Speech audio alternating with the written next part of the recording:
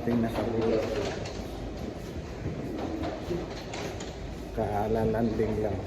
Na kami sa Panglao Airport.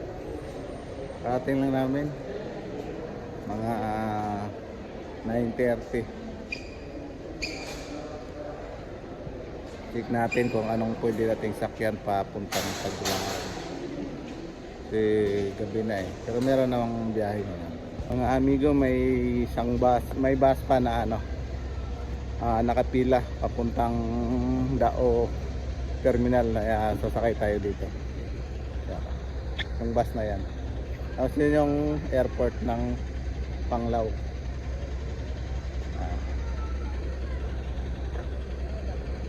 Ito po yung Panglao Airport. Panglao International Airport.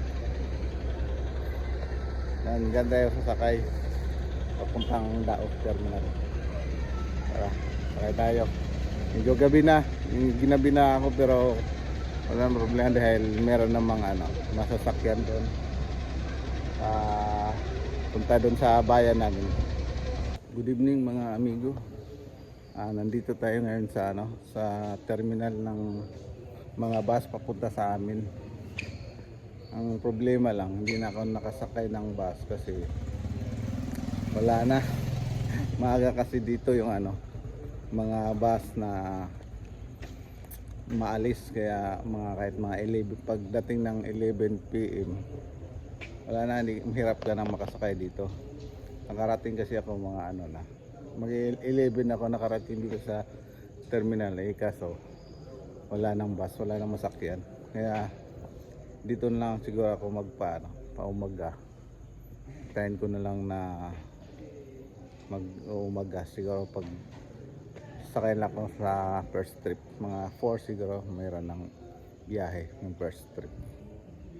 Kaya ayun, ito muna, tambay-tambay muna sa terminal.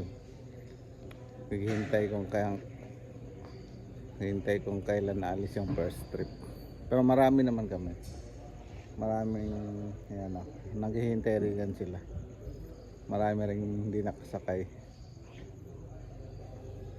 Ganito kasi sa amin sa probinsya. Pag hindi mo naabutan yung biyahe ng bus, hindi ka na kaya umagahan ka na makakasakay. So, yun. Subukan muna nating umidlip kahit konti, at least makatulog man lang, para at least hindi tayo masyadong pagod.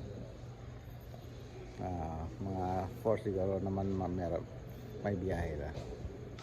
Sige, i-update ko na lang kayo bukas mga amigo ko kung anong oras ko nakasakay. Good morning mga amigo. Nandito na ako sa Nabanga mga amigo, karating ko lang.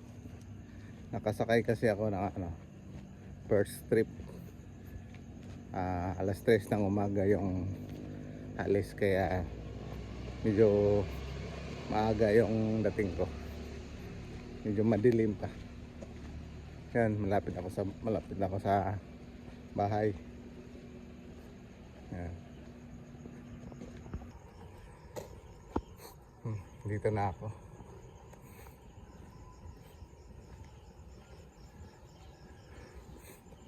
Tulog pa yung mga tao. Yan.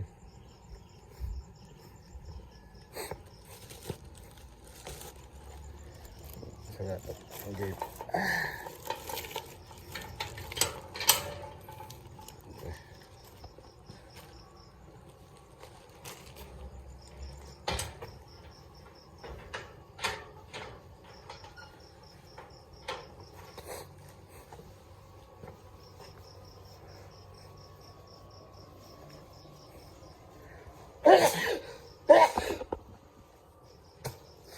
Kakatok tayo.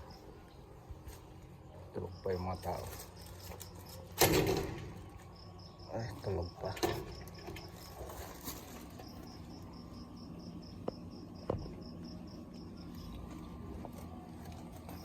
Sarado pa.